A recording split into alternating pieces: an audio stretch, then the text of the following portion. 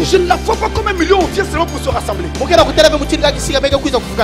une église, c'est un endroit où on va pour se préparer à la venue du Seigneur. Et c'est dans cet esprit-là qu'on doit être rassemblé. Aucun autre esprit. Rien d'autre. Tout ce que nous faisons ici-bas est passager. Et d'ailleurs, à l'heure où nous parlons, vraiment c'est plus tard que vous ne le pensez. Alors on a besoin de repenser notre façon de marcher avec Christ. Discipline.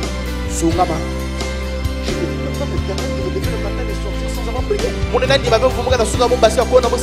Je ne peux pas rentrer dormir comme ça sans avoir prié. Ces jours de culte, je ne peux pas aller en promenade alors que j'ai rendez-vous avec Jésus.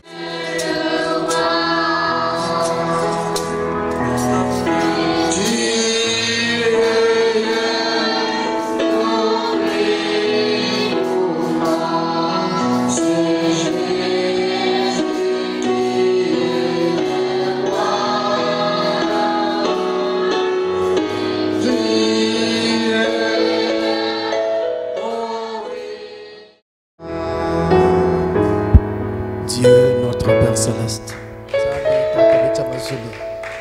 ton amour s'est exprimé et nous a donné cette occasion, Seigneur.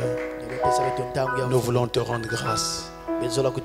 Chaque chose que tu fais est bonne et chaque chose que tu fais concourt au bien de tes enfants. Nous prions que tu bénisses ce moment, que nous allons passer ensemble autour de la parole et que cette parole prépare vraiment nos cœurs à te rencontrer, alors que tous les signes sont en train d'indiquer, Seigneur, que nous sommes arrivés à la clôture de l'histoire.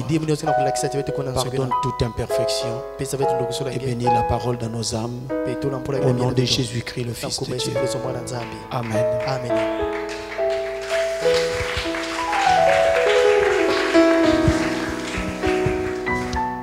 Je vous salue tous au nom du Seigneur Jésus-Christ.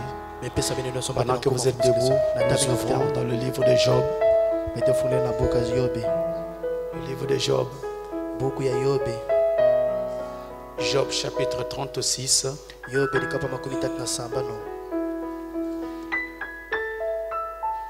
Job chapitre 36 et nous allons du verset 5 jusqu'au verset 12.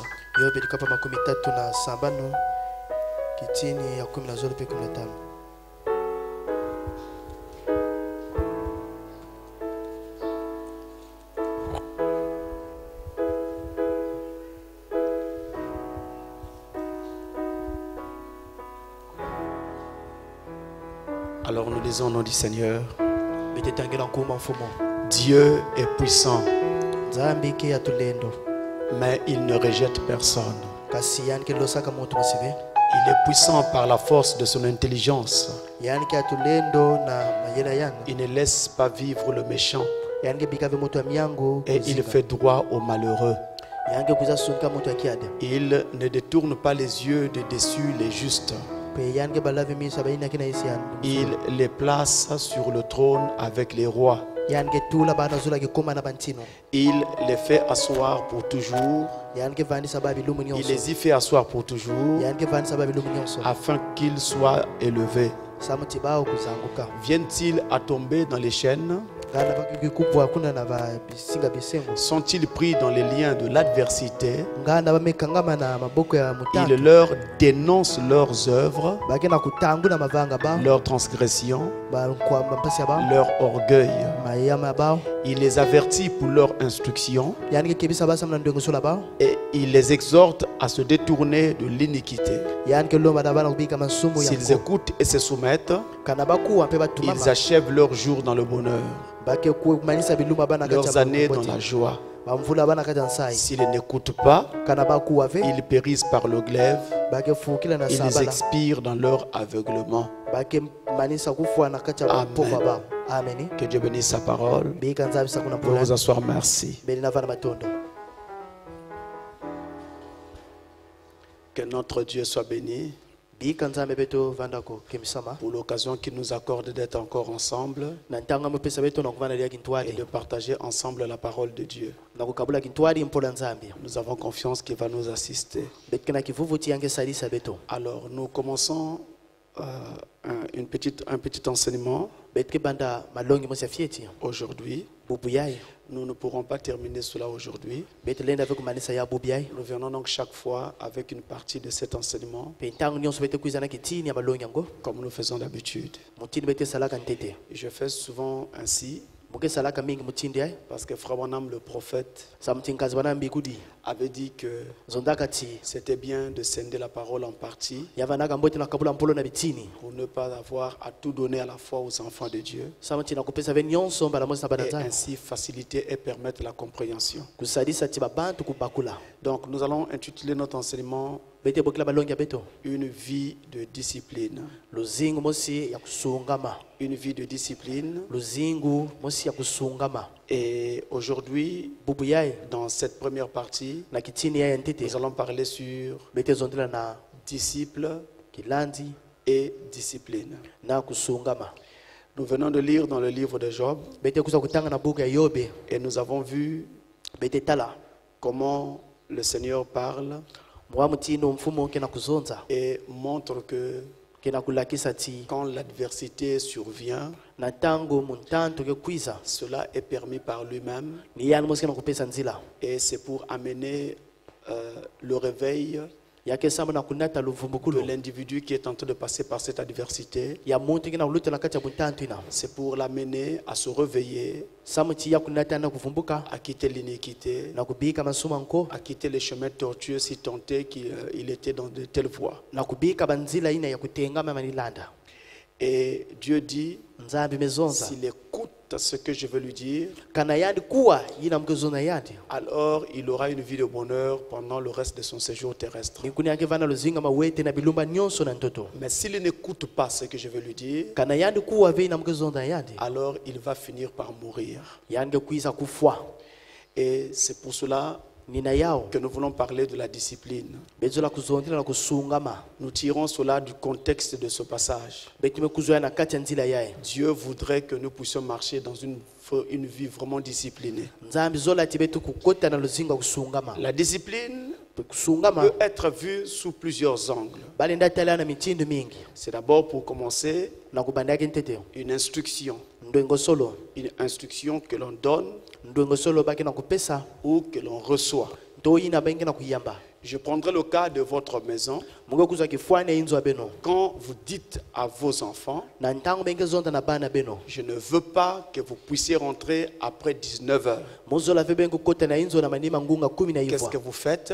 Vous donnez une instruction à vos enfants. Vous donnez une instruction à votre maison. Et cette instruction devient une discipline pour cette maison. Et tous ceux qui sont membres de cette maison et qui vous reconnaissent comme étant le père ou la mère de cette maison doivent alors se soumettre à cette discipline. Donc une discipline, c'est une instruction que l'on donne ou que l'on reçoit. C'est aussi un ensemble de lois qui régissent certains corps, comme par exemple certains corps de métier. Il n'y a pas un endroit quelque part où les gens travaillent où il n'y a pas un règlement intérieur. Ce règlement intérieur, c'est la discipline de cette entreprise. Et tous ceux qui travaillent dans cette entreprise doivent obéir à ce règlement intérieur. C'est ça l'ensemble des règles qui donc en fait régissent ce corps de métier là. Et il y en a partout. Chez les médecins, chez les enseignants, partout dans tous les corps de métier, il y a des règles qui régissent ces différents corps. Mais la discipline, c'est aussi un châtiment qui sert à maintenir une règle. Je repars encore chez vous. Quand vous avez donné une règle à suivre à vos enfants et que les enfants n'obéissent pas à cette règle, alors vous appelez l'enfant pour lui demander pourquoi tu n'as pas obéi à la règle. Et vous lui infligez une punition, un châtiment pour l'amener à respecter dorénavant cette règle. Alors la discipline devient un châtiment. Un châtiment qui est infligé à quelqu'un pour l'amener à être discipliné, pour l'amener à obéir à la règle. Et en parlant donc de châtiment, alors ceci nous amène droit dans notre sujet. L'apôtre Paul va dire ce qui suit. Et je dois vous dire, mes amis, que ce sont de tels passages qui ont formé l'homme qui se tient devant vous. Écoutez ceci. Dans 1 Corinthiens chapitre 9, je vais lire 1 Corinthiens chapitre 9, du verset 24 jusqu'au verset 27. Il nous est dit: ne savez-vous pas que ceux qui courent dans le stade courent tous, mais qu'un seul remporte le prix? Courez de manière à le remporter. Tous ceux qui combattent s'imposent toute espèce d'abstinence, et ils le font pour obtenir une couronne corruptible. Mais nous faisons-le pour une couronne incorruptible. Moi donc, je cours, non pas comme à l'aventure. Je frappe, non pas comme battant l'air, mais je traite durement mon corps et je le tiens assujetti, de peur d'être moi-même rejeté après avoir prêché aux autres. Voilà ce que Paul nous dit. Je traite durement mon corps, je le tiens assujetti, afin qu'après avoir prêché aux autres, que je ne puisse pas être moi-même rejeté.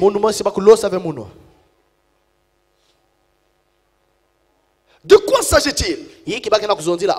Il s'agit de traiter durement son corps. Il s'agit d'infliger à son corps une discipline. En fait, vous n'y étiez pas obligé. Mais par rapport au but que vous poursuivez, vous vous sentez obligé d'infliger de telles choses à votre corps. Revenons sur l'exemple que l'apôtre Paul nous donne dans ce passage. Il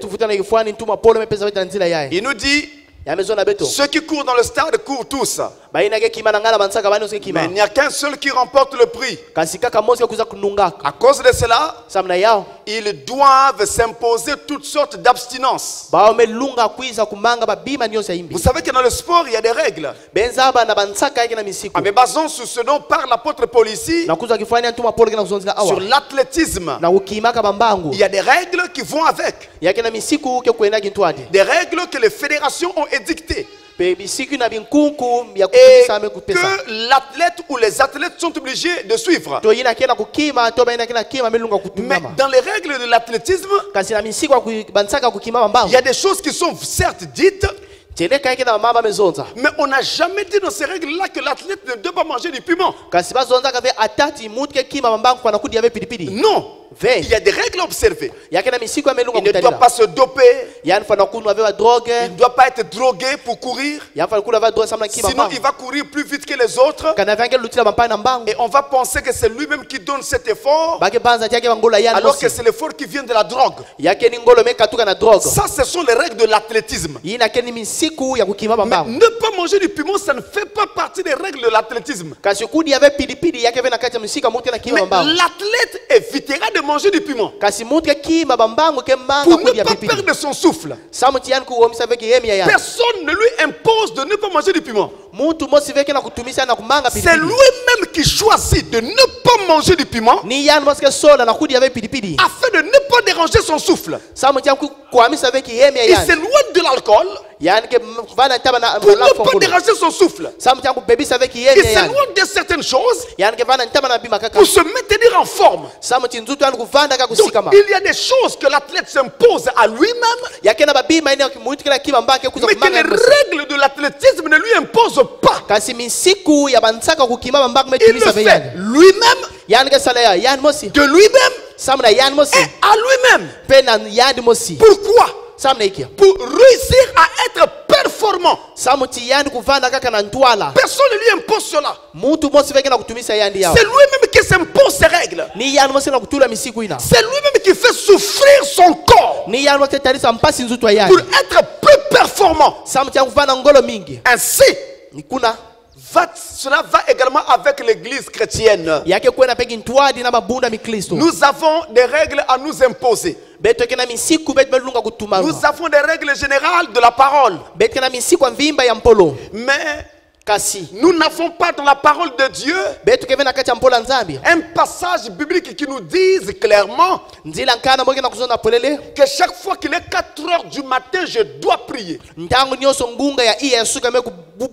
si c'est le cas, pourquoi pas à 5 heures? Pourquoi pas à 3 heures? Il n'y a pas de passage. Mais nous savons que la Bible nous exhorte à prier. Pourquoi je me lève à 4 heures ou à 5 heures pour aller prier? C'est un rythme que je m'impose à moi-même pour demeurer spirituel, performant spirituellement. Voilà ce dont on parle ici. Il est donc question de tenir son corps assujetti et de savoir que vous ne verrez pas un diacre venir chez vous pour vous faire vivre la parole comme on fait avaler un médicament à un enfant. Non, c'est votre propre conscience. Nous sommes rassemblés ici parce qu'il y a une promesse qui nous rassemble. Nous ne sommes pas rassemblés ici juste pour remplir ce bâtiment, mais nous sommes rassemblés ici parce qu'il y a la promesse de la venue du Seigneur. Et nous venons écouter la parole qui doit nous donner les instructions nécessaires pour être préparés pour rencontrer Jésus. Alors personne ne doit te dire c'est le jour du culte, c'est l'heure du culte, va au culte. Non, ta propre conscience, ta propre conscience, toi qui sais que tu vas au ciel, ta propre conscience doit te dire si je reste à la maison, ce que je veux faire là n'est pas plus important que mon salut éternel. Alors tu abandonnes toutes ces choses, tu cours d'abord vers la maison de Dieu, parce que Jésus a dit vous entendrez la vérité et la vérité vous affranchira. C'est une discipline qu'on s'impose. C'est une discipline que nous nous imposons à nous-mêmes.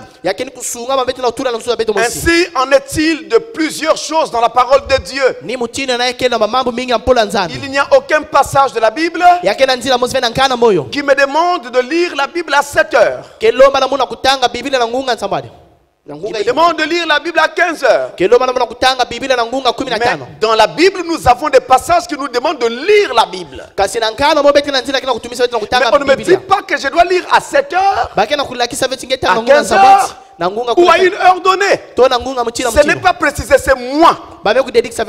Maintenant, moi, par rapport à ma préparation, alors j'essaye de me mettre en condition. Et à cause de cela, je médite la parole chaque fois que je le peux. Pour toujours rester connecté au Seigneur. C'est vraiment fondamental, mes frères.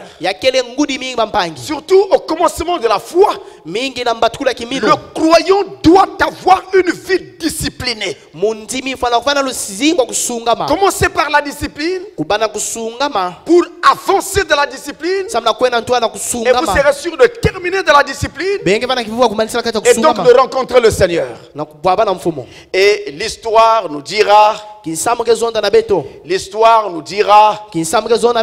seule une personne disciplinée atteint ses plus hautes possibilités. Si vous n'êtes pas discipliné, vous n'arriverez jamais à des sommets. C'est pourquoi aucun athlète ne peut devenir un champion s'il ne se donne pas du mal. Il travaille tous les jours. Il court même lorsqu'il fallait se reposer. Il écarte l'alcool. Il écarte les éléments qui peuvent détruire son souffle. Il essaie de se maintenir vraiment en condition. Il soulève des poids. Il essaie vraiment de faire en sorte qu'il soit suffisamment souple. Et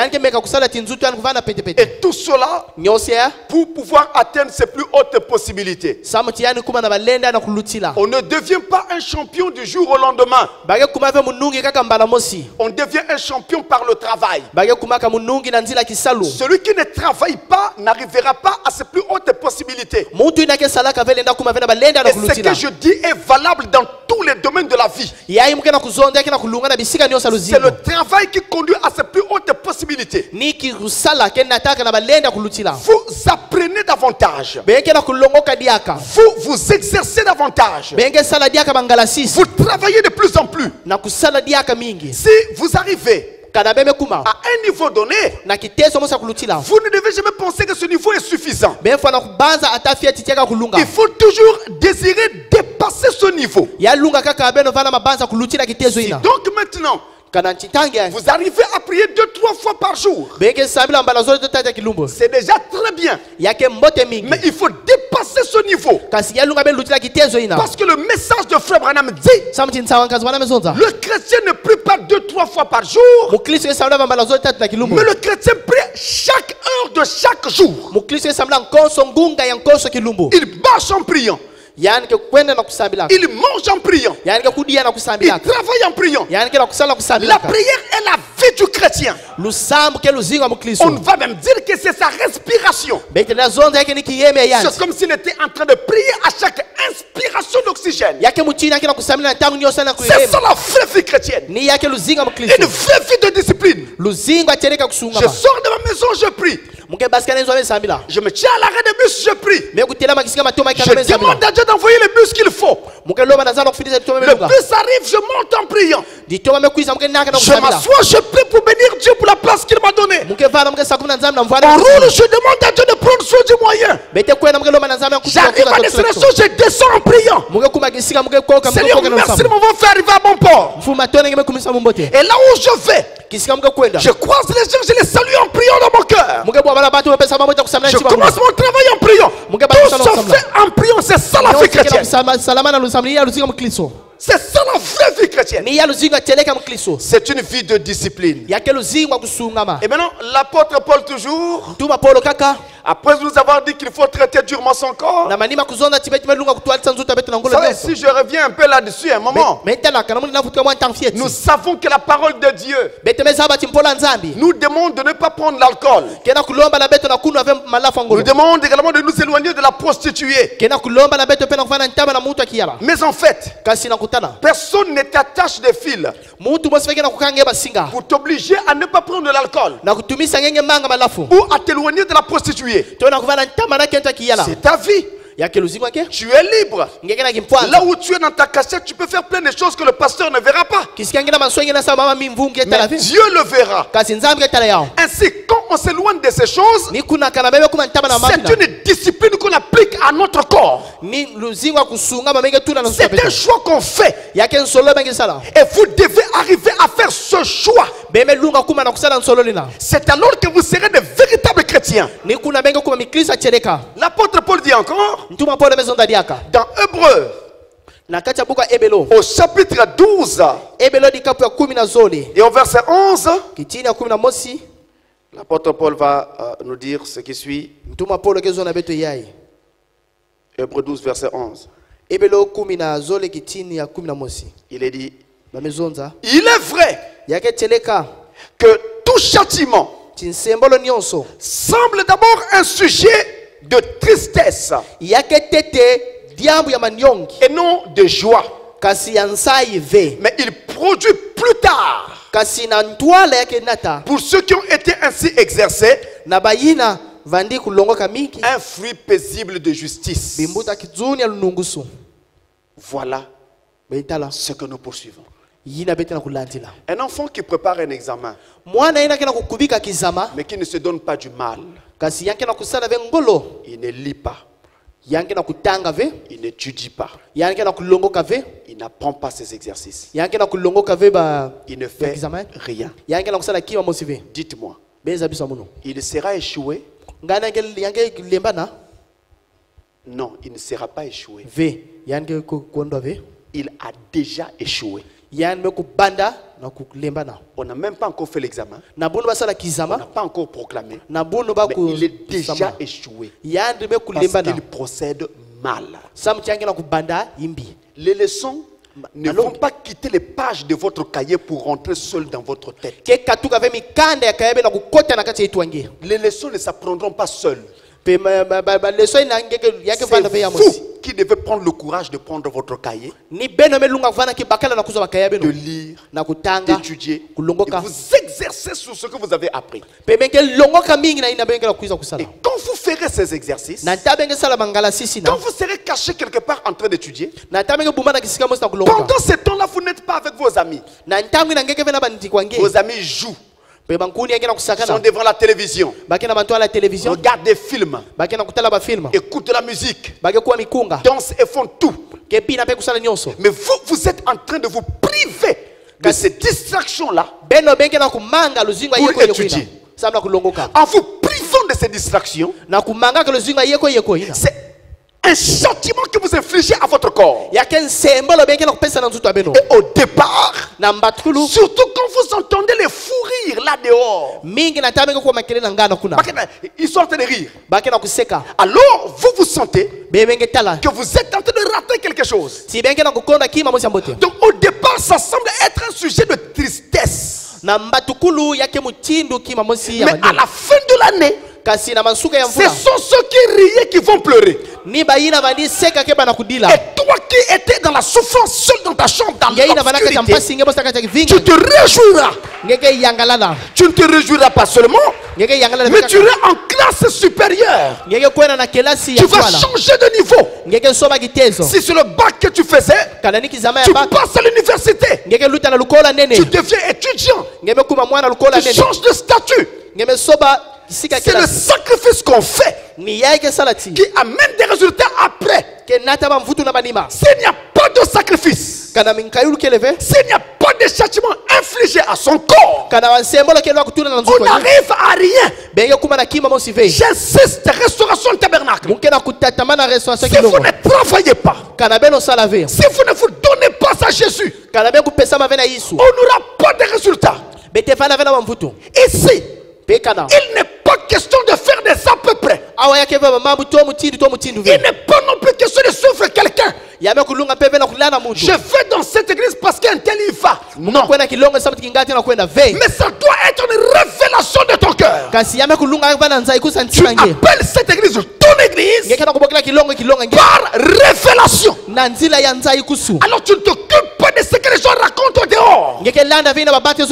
Sur cette église, Toi, tu t'occupes de la parole que tu viens écouter. J'ai toujours dit, et je le répète, ce qui fait une église, ce ne sont pas les bâtiments. Ce qui fait une église, ce n'est pas le nombre de gens. Mais ce qui fait une église, c'est la parole qui est enseignée dans cette église-là. C'est elle qui fait la qualité des gens. La discipline conduit à des résultats. S'il n'y a pas de discipline, il n'y aura rien. Tenez tel que vous êtes là. Mère de famille, père de famille. Votre maison, vous qui êtes chrétien, ne doit pas être en désordre. On doit sentir qu'il y a une discipline qui règne dans cette maison. Dès qu'on met le pied à la porte de cette maison, une atmosphère doit vous accueillir. Une atmosphère spirituelle. Une atmosphère de prière. Et vous sentez que vous rentrez dans une maison où les gens ont l'habitude de prier. Ça laisse une atmosphère qui imprègne même les murs. Ça doit se sentir. Mais pour qu'on le sente, il faut que vous ameniez cette discipline dans votre maison. Et la discipline ne viendra pas dans une maison si elle ne commence pas par votre cœur. Alors je reviens. Au départ, la discipline semble toujours être un sujet de tristesse. Mais après, en tout cas, ça produit une joie. Des fruits de justice. Après. Mais avant, on est un peu triste. On manque des choses. Les autres se donnent à ces choses à cœur joie. Ils ont la liberté de s'amuser, de jouer, d'aller, de sortir. Mais toi, tu n'en as pas. Tenez, bientôt, on va entendre des cris annonçant des fêtes ou des choses comme cela. Mais alors, les gens iront dans des bars, dans les boîtes de nuit, en train de jubiler. Toi aussi, tu es un homme, non? Tu peux aussi faire la même chose. Mais en tant que chrétien, tu ne le feras pas. Pourquoi tu ne le feras pas? Parce que tu as pris la décision de te séparer de telle joie.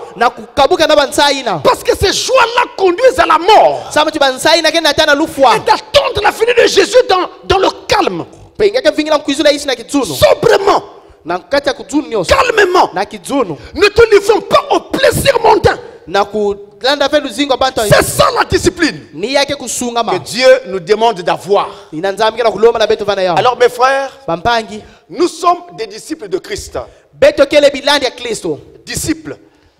Oui, nous le sommes. Nous le sommes. Peut-être que vous ne le saviez pas. Nous avons toujours l'habitude de nous appeler chrétiens. Chrétiens. Chrétiens. Et en utilisant le mot chrétien pour nous identifier nous-mêmes, nous avons perdu de vue le fait que nous sommes des disciples. Écoutez, Jésus dit ceci. Dans Jean au chapitre 13 et au verset 35. 13 verset 35.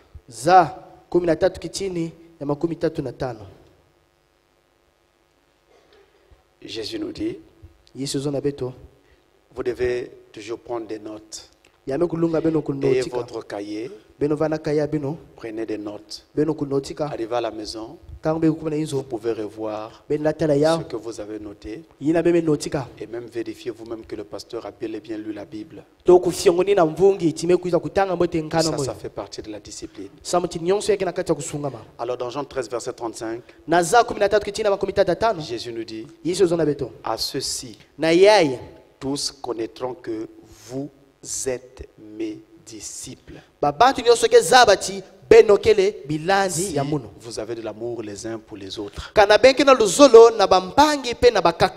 Ce n'est pas d'abord l'amour qui m'intéresse ici. Ce qui m'intéresse, c'est que Jésus ne nous appelle pas ici chrétiens. Chrétiens, nous le sommes. Mais chaque fois que nous parlons de nous en tant que chrétiens, nous oublions aussi le fait que nous sommes des disciples. Frère Branham aussi va dire cela. Dans la brochure, la clé pour la porte.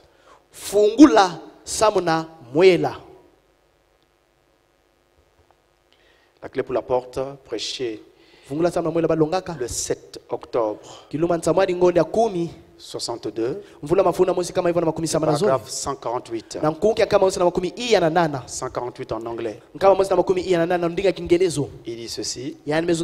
Suivez-moi bien. The Bible said, la Bible dit, that when he break bread and blessed it, quand il brisa le pain et le bénit, said, il dit, take and eat. This is my body, which is broken for you. Prenez et mangez. Ceci est mon corps qui a été brisé pour vous. This do in remembrance of me. Faites ceci en mémoire de moi. And when we take these little parcels of bread, of kosher, which is made and leavened, et quand nous prenons ces petits morceaux de pain du kasher, c'est-à-dire sans levain, which is made and leavened, qui a été fait sans levain, is made by Christians. Cela a été fait par des chrétiens. It's made because that it represents the body of Christ. Cela a été fait parce que il représente le corps de Christ. We understand that. Nous comprenons cela. That it was the disciples of Christ day, or the day of the church, que c'était les disciples du jour de Christ, ou du jour de l'église, that took these portions and made the supper ready at the last supper, qui prirent ces morceaux et firent que le souper soit prêt au dernier souper. At Christ's last supper, au dernier souper de Christ. And down through the Bible, et tout au travers de la Bible, it was disciples that ministered these things to the people. C'était les disciples qui administrèrent ces choses aux gens. Ils parlent donc du pain et du vin, des choses de la Sainte Seine. And today, c'est ça qui m'intéresse. And today, our modern day disciples, our brethren here of the church, et aujourd'hui, les disciples de cet âge moderne, de notre âge moderne, nos frères de l'église ici,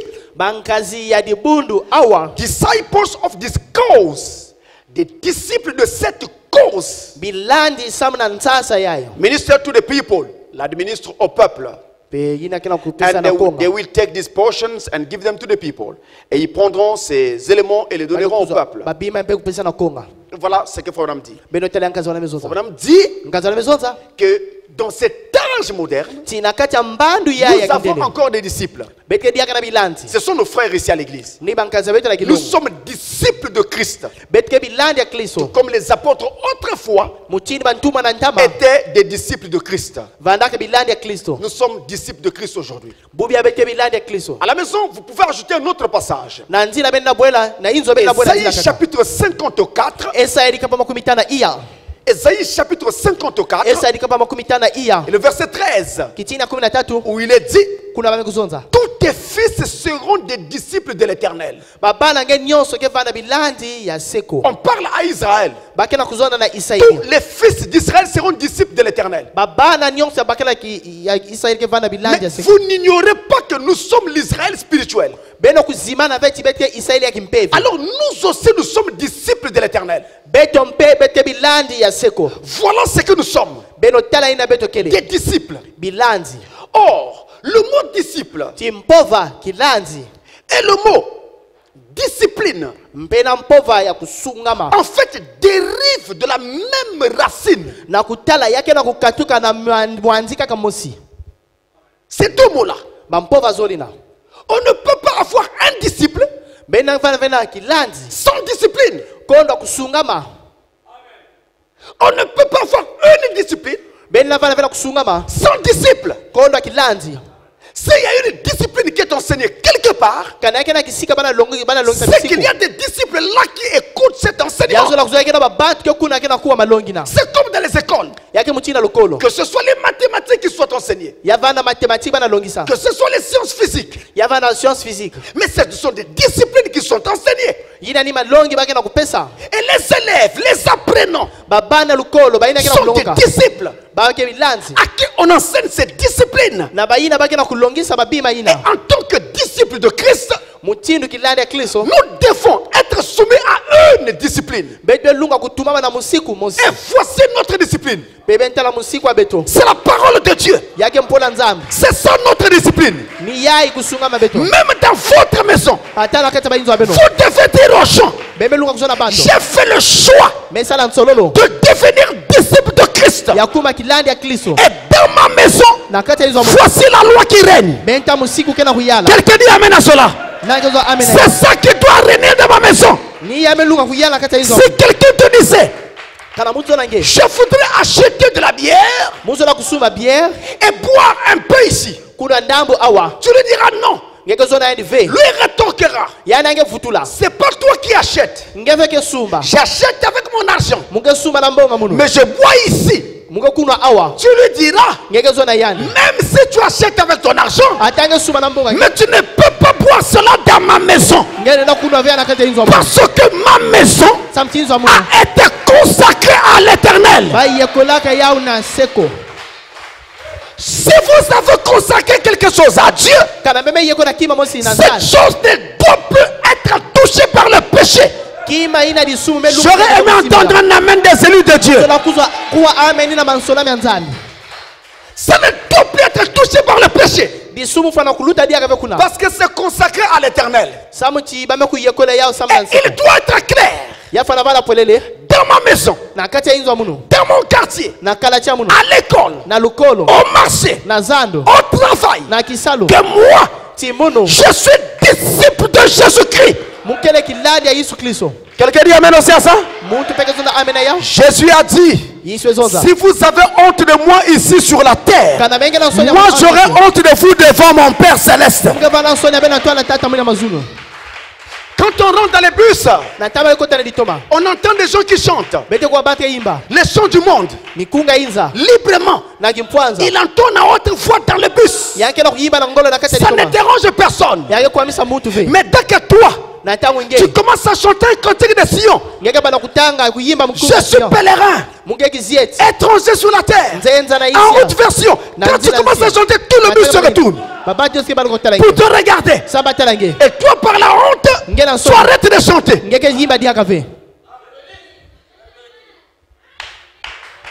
Le païen n'a pas honte de sa religion.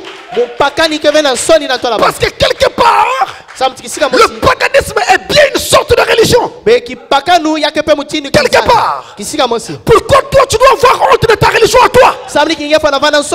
J'ai besoin des chrétiens.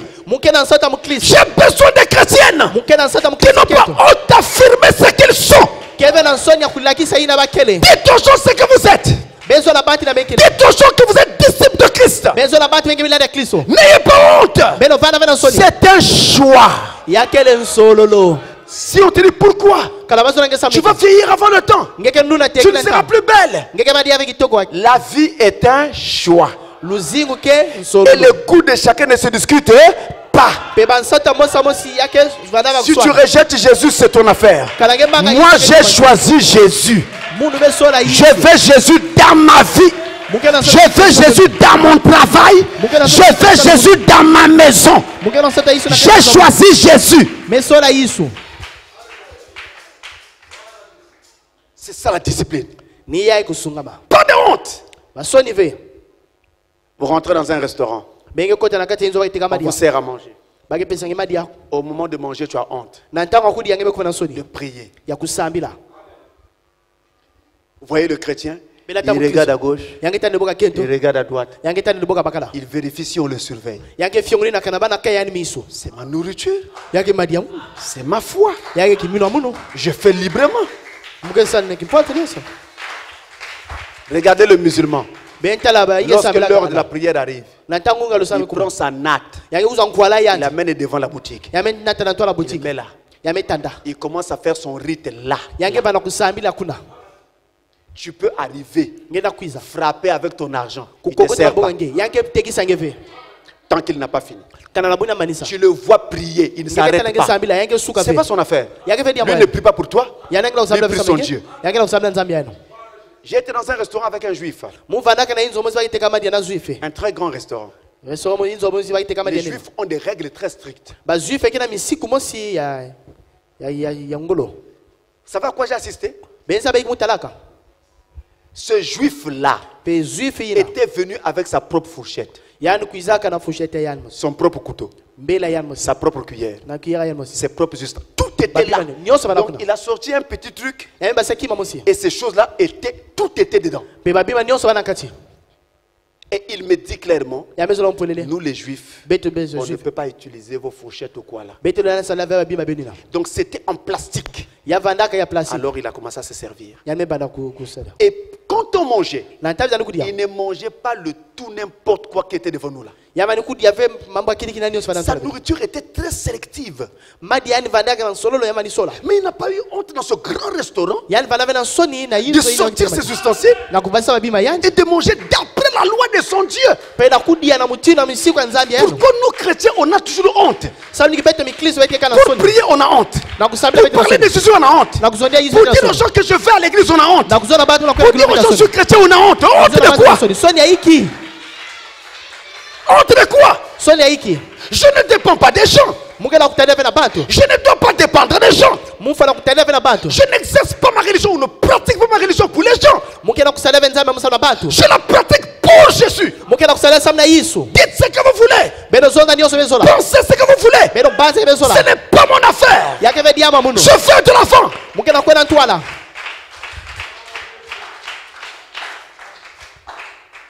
C'est le problème que nous avons. Les chrétiens sont devenus comme des mollusques. Vous voyez les mollusques? Comment vous appelez ça? Non. Les fruits de mer. Voilà, des trucs comme ça. Vous voyez, la coquille est peut-être rigide, mais quand vous ouvrez, ils sont tellement mous, il n'y a rien. Il faut me dire, voilà ce que les chrétiens sont devenus. Ce n'est pas bon du tout. Un chrétien, c'est quelqu'un qui a une position. Attendez, je vous montre notre écriture de Frère Branham ici. Dans la prédication, Dieu identifié par ses caractéristiques. God is identified by his characteristics. Dans la, c'est prêché le 11 mars 1964. Il y a des petites choses très bien ici. Paragraphe 123 jusqu'à 125. C'est prêché, je répète, le 11 mars 1964. Paragraphe 123 jusqu'à 125. Je prends ça en anglais. Vous pouvez toujours fouiller en français. Vous pouvez toujours fouiller la brochure en français. Il dit ceci. Today we got hotbed plants. Aujourd'hui, nous avons des plantes de pépinière. Called Christians, appelés chrétiens. Je m'arrête un instant là. Vous voyez la plante qui est dans une pépinière. C'est fragile. Il suffit d'un rien pour que cette plante meure. Ce n'est pas la même chose avec la plante qui pousse dans la nature. Les voitures passent dessus, on marche dessus, le lendemain la plante se relève. Seule, elle volait dans la nature. Mais les plantes de pépinière là, il faut les entretenir tout le temps. Today we got hotbed plants. Aujourd'hui, nous avons des plantes de pépinière. Called Christians, appelés chrétiens. Somebody you have to spray and baby and humor. Quelqu'un que vous devez vaporiser avec un produit contre les insectes. Dorloter et faire plaisir. And we will give you, you will give me fellowship. Will you cooperate? Will you do this? Allez-vous me donner la communion fraternelle? Allez-vous coopérer avec moi? Allez-vous faire ceci? C'est ce que ces plantes-là disent. Si je deviens membre de l'église, qu'est-ce que vous ferez pour moi? Qu'est-ce que vous ferez? Voilà ce que ces plantes disent. Oh, you bunch of hotbed plants. Oh, vous bandes de plantes de pépinière. We need some genuine Christianity.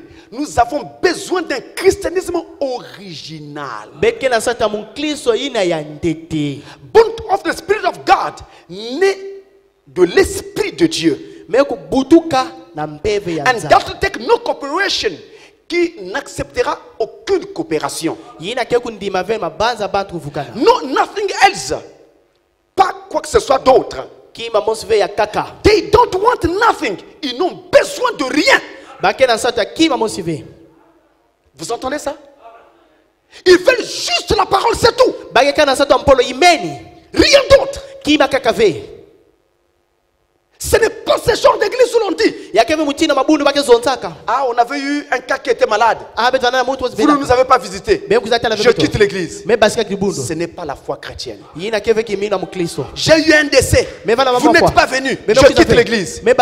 Tu n'étais pas venu pour le Christ. Si tu es venu pour le salut éternel, ces choses-là, qu'elles viennent ou qu'elles ne viennent pas, ça ne te dira rien. Toi, tu viens parce que tu as entendu la parole. Et tu viens écouter la parole qui prépare ton âme. Voilà pourquoi Jésus, quand Lazare est mort, on est venu l'appeler quand Lazare était encore malade. Mais il n'est pas parti. À cause du fait qu'il n'était pas parti, Lazare est mort. Après sa mort, Jésus vient. L'une des sœurs de Lazare lui dit: Seigneur, si tu avais été ici, mon frère ne serait pas mort. Mais même maintenant, je crois que tout ce que tu demanderas à Dieu, il te le donnera. Vous voyez ça? Mais la famille de Lazare a hébergé Jésus. Les habits que Jésus portait étaient faits par les sœurs de Lazare. La nourriture que mangeait Jésus, c'est Lazare qui travaillait l'argent pour ça. Maintenant que Lazare avait besoin de lui quand il était malade, lui n'est pas venu. Alors s'il s'agissait des chrétiens comme des plantes de pépinière, Lazare allait dire: alors je ne viendrai plus. Ça, ce n'est pas une bonne église. On n'assiste pas les gens. Non, écoutez-moi très bien. Nous ne sommes pas un mousiki. Nous ne sommes pas une mutuelle. Je répète, nous ne sommes pas une mutuelle. Ici, c'est l'église du Dieu vivant. Nous sommes rassemblés ici pour la parole, pour préparer nos âmes à rencontrer Jésus. S'il y a un besoin et que l'église a un peu d'argent, elle m'aidera. Mais si l'église ne m'aide pas, je n'en ferai pas un problème. C'est tout ça la discipline chrétienne. Et une vraie église doit fonctionner comme ça. Les sœurs de Lazare n'ont pas dit à Jésus: toi, la nourriture que tu mangeais là, qui t'a donné, les habits que tu as là, qui faisait, on a eu besoin de toi. Toi, tu n'es pas venu. Voilà des pasteurs comme ça. Ils n'ont pas fait cela. Les sœurs de Lazare n'ont pas fait cela. Non, pas du tout. Il continue. Jesus turned, looked at them disciples and said, Jésus se retourna, regarda les disciples et dit: Will you go too? N'allez pas aussi vous en aller? Do you want to go also? Voulez-vous aussi vous en aller? He said, I've chosen 12 of you. Il dit, j'ai choisi 12 d'entre vous. And one of you is the devil. Et l'un d'entre vous est un démon. Why don't you go also? Pourquoi ne partez-vous pas aussi? Then Peter said those memorial words. Alors Pierre prononça ces mots mémorial. Lord, where could we go? Seigneur, où irions-nous? We are persuaded. You know that you are. We know that you are the identified fountain of life. Nous sommes persuadés. Nous savons que tu es là. Tu es identifié comme la fontaine de vie. You are the word. And it only. Tu es la parole. Et elle seule. We are persuaded. Nous sommes persuadés. C'est cela. Si quelqu'un est persuadé, tout le reste ne compte pas. Alors mes frères, le disciple doit marcher dans une discipline. Notre discipline, c'est la parole. Elle doit être appliquée à nos vies. Elle doit être appliquée à notre travail. Elle doit être appliquée à notre maison. Elle doit être appliquée partout. C'est ça le véritable disciple. Je vais vous prendre juste quelques textes bibliques et je vais m'arrêter là. Je prends Ésaïe chapitre 8. Écoutez ce que Jésus, Ésaïe 8 verset 16. Écoutez ce que Dieu veut voir être fait dans ses disciples. Il veut ceci. Ésaïe 8 verset 16. Enveloppe cet oracle, cette révélation parmi mes disciples. Regardez, nous sommes dans l'Ancien Testament. On parle déjà de disciples. C'est ça la vision. Depuis l'Ancien Testament, Dieu voulait que nous soyons ses disciples. C'est-à-dire ses élèves. Des gens qui apprennent auprès de lui, qui le suivent lui. Maintenant il dit à son prophète, prends cet oracle, prends cette révélation, scelle-ça dans mes disciples. Autrement dit, prends la parole, mets ça dans mes disciples. Que doit faire le disciple? Il doit prendre la parole, la mener dans sa vie et que la parole devienne lui. Donc la parole doit quitter ce livre et la parole doit se faire chair en nous. C'est ce que doit faire le disciple. Là, je pourrais dire beaucoup de choses. Parce que ce passage est l'un de mes préférés dans la Bible, mais c'est très profond. Pour l'instant, je passe. Dans Ésaïe au chapitre 50. Ésaïe chapitre 50, le verset 4. Nous sommes encore dans l'Ancien Testament. 50 verset 4. Il est dit, le Seigneur, l'Éternel, m'a donné une langue exercée, pour que je sache soutenir par la parole celui qui est abattu. Il éveille chaque matin. Il éveille mon oreille pour que j'écoute comme écoute des disciples. Quand j'écoute la parole, Dieu veut que je l'écoute comme écouterait un élève, un apprenti. Je fais quoi? J'ai un cahier de notes. J'entends, j'écris. On donne un passage, je note. Si vous retenez le passage par la tête, vous verrez, pendant le culte, vous allez vous rappeler du passage. Dès que vous avez traversé cette porte, le passage a disparu. Quel bien cela vous fera-t-il? Vous comprenez? Il faut faire comme font les élèves. j'ai un cahier, je prends des notes. Quand je suis à la maison, les jours où il n'y a pas culte, même les jours de culte, si j'ai du temps, je m'assois quelque part, je commence à prier et à méditer la parole.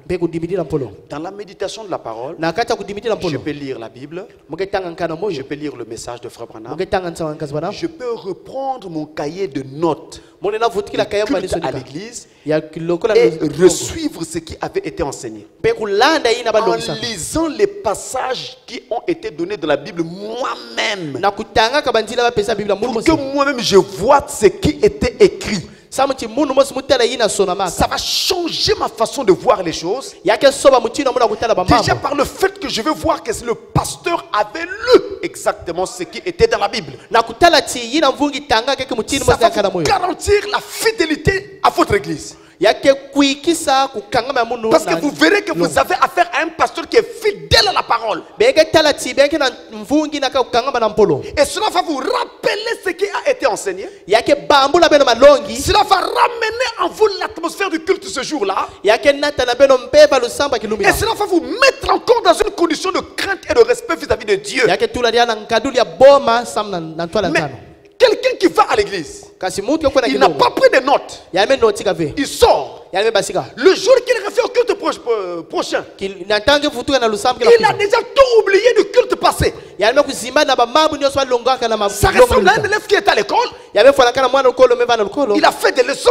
Il sort. Le jour suivant en classe, on pose les questions, il ne se rappelle même plus s'ils ont étudié cette leçon-là. Parce qu'à la maison, il n'a pas pris le temps de toucher son cahier. Donc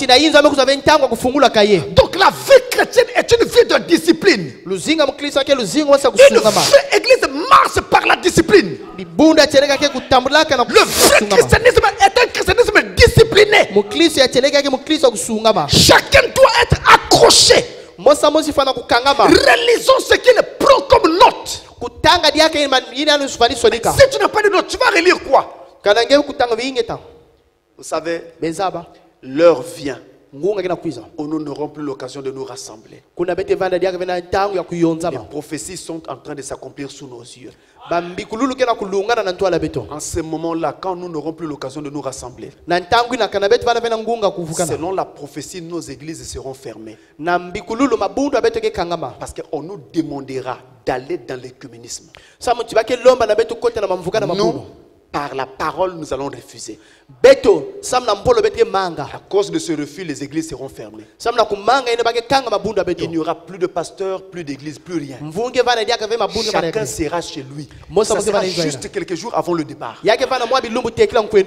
Juste quelques jours avant le départ. Chacun sera chez lui. Comment tu vas entretenir ta foi? Tu n'avais pas de notes, tu n'avais rien. Pas de brochures, pas de Bible. Mais ça sont les armes du chrétien. Il faut avoir la Bible. Il faut avoir des brochures. Il faut avoir un cahier de notes où tu notes ce que le pasteur t'a enseigné. Alors, nous ferons nos cultes seuls à la maison, seuls. Mais avec quoi tu feras tes cultes? Comment tu vas te remémorer la parole? Vous voyez? Il avait même été dit à Frère Branham, emmagasine la nourriture. Parce qu'il y a des jours mauvais qui viennent. La nourriture a été emmagasinée. Et voilà des chrétiens qui ne veulent pas prendre cette nourriture emmagasinée chez eux. Comment vous ferez? Écoutez-moi très bien. Moi, l'église, je ne la vois pas comme un million, on vient seulement pour se rassembler. Pour moi, une église, c'est un endroit où on va pour se préparer à la venue du Seigneur. Et c'est dans cet esprit-là qu'on doit être rassemblé. Aucun autre esprit. Rien d'autre. Tout ce que nous faisons ici-bas est passager. Et d'ailleurs, à l'heure où nous parlons, vraiment c'est plus tard que vous ne le pensez. Alors on a besoin de repenser notre façon de marcher avec Christ. Discipline. Je ne peux pas me permettre de me lever le matin et de sortir sans avoir prié. Je ne peux pas rentrer dormir comme ça sans avoir prié.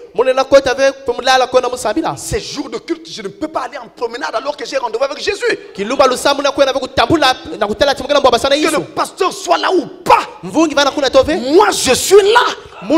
Parce que je n'ai pas rendez-vous avec le pasteur. J'ai rendez-vous avec Jésus.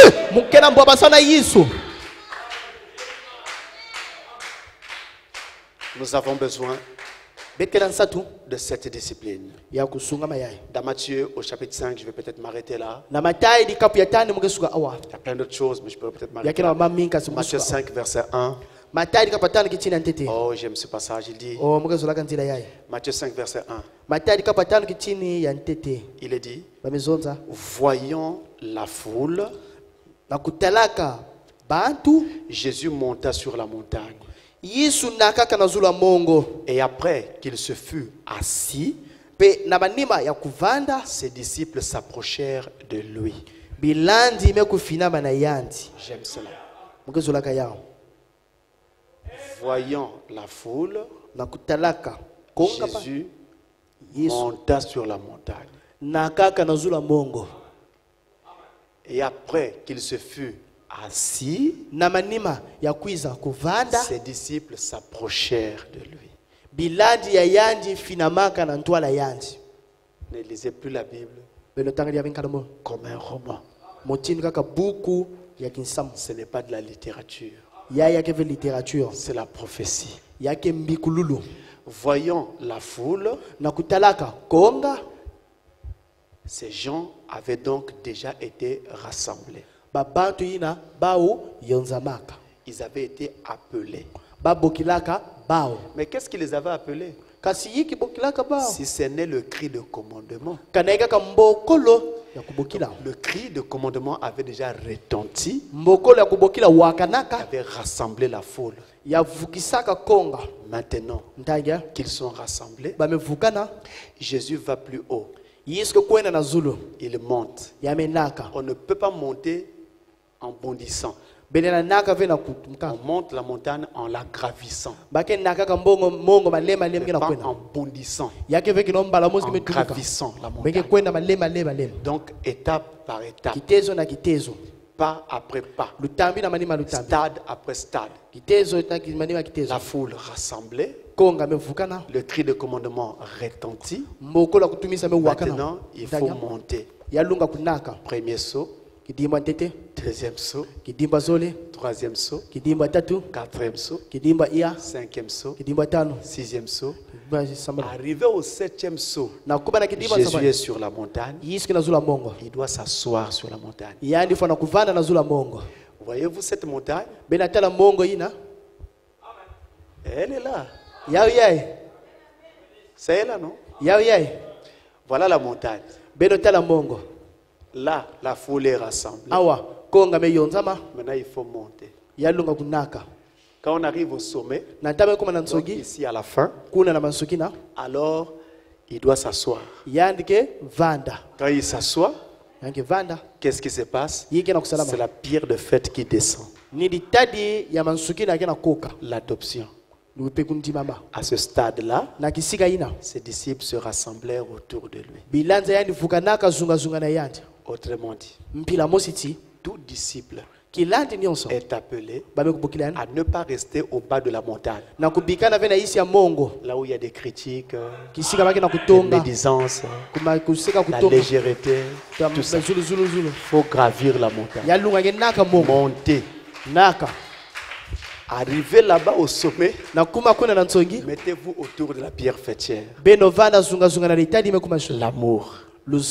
C'est là que le disciple est appelé. Au sommet de la montagne.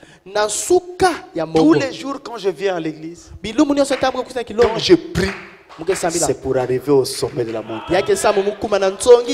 Si vous êtes déjà arrivé au sommet de la montagne, vous n'aurez pas peur de la venue de l'enlèvement. Que ça se fasse aujourd'hui ou demain, vous savez où vous en êtes. Vous êtes au sommet. Dans un individu, oh là là, le temps me manquerait. Dans l'individu, quand on arrive là au sommet, on dit donc que vous êtes adoptés. J'aurai l'occasion, si le Seigneur le permet, d'expliquer ça dans une autre leçon plus clairement, parce que c'est trop profond. C'est là que nous sommes appelés en tant que disciples. Montez là-haut. N'oubliez pas que Jésus avait dit, quand vous aurez de l'amour les uns pour les autres, c'est alors que les gens reconnaîtront que vous êtes mes disciples. Il n'y a pas de disciples sans amour. Et l'amour pardonne toujours. L'amour supporte tout.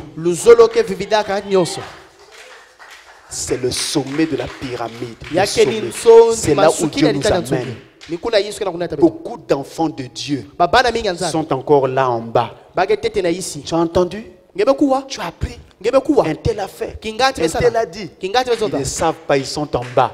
Mais ils disent que Jésus vient bientôt. Mais ils sont encore là dans les querelles, les petites histoires là en bas.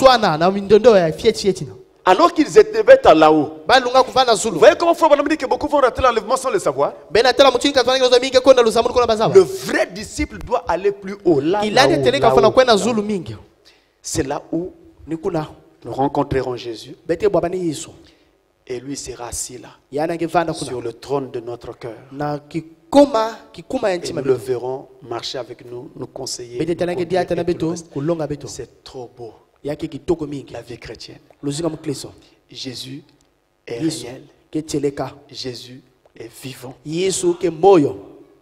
C'est difficile à expliquer. Arrivé là, vous verrez que c'est difficile à expliquer. C'est difficile à expliquer. C'est une expérience individuelle et personnelle. Arrivez seulement là. Vous vous rendez compte. C'est beau. Et c'est là où Jésus nous amène. Le disciple s'assoit sur l'amour. Que Dieu vous bénisse.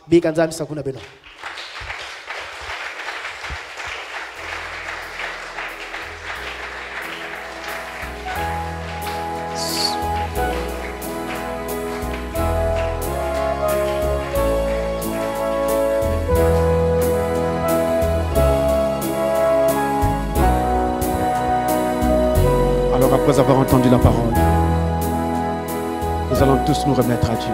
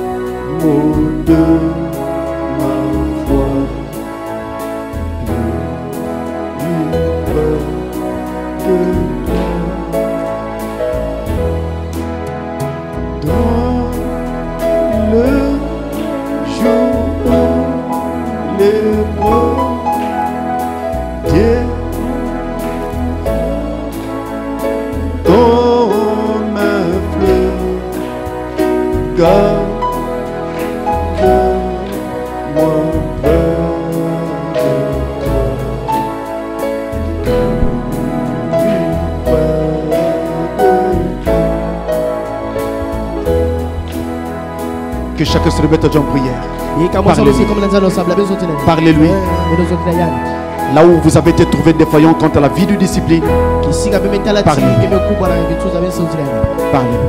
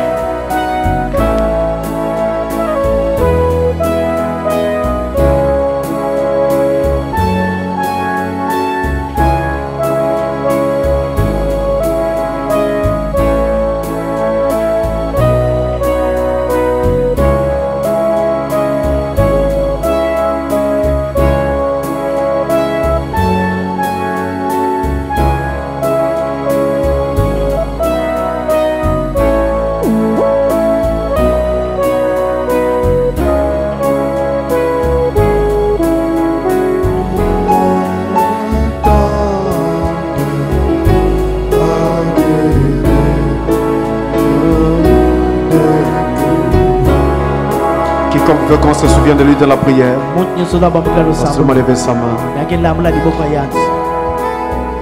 Notre Père Céleste, puisse ta parole que nous avons entendue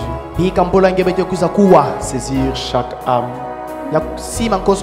et changer profondément le cours des choses dans nos vies. En venant ici, Seigneur, nous avions une certaine position, une certaine nature. Maintenant que nous allons en sortir, Seigneur, puisse ta nature à toi nous soit communiquée. Et que, Père, notre position devienne la parole. Pardonne nos imperfections et change le cours de choses dans chaque vie, oh Dieu. Alors que je prie, Seigneur, quelle que soit la puissance de Satan qui dominait une vie quelconque ici, qu'elle lâche prise au nom tout puissant de Jésus-Christ. Je menace Satan de libérer le peuple de Dieu au nom tout puissant de Jésus-Christ. Que par ta grâce, Père, quelque chose meurt en chacun de nous et quelque chose venant de toi prenne vie en nous, Seigneur. Nous croyons que c'est déjà fait. Dispose-nous. Alors que ta venue est devenue plus qu'imminente, Seigneur. Dispose chaque frère, chaque soeur, et amène-nous à une réelle vie de discipline. Nous nous soumettons à toi. Au nom de Jésus-Christ. Amen. Amen.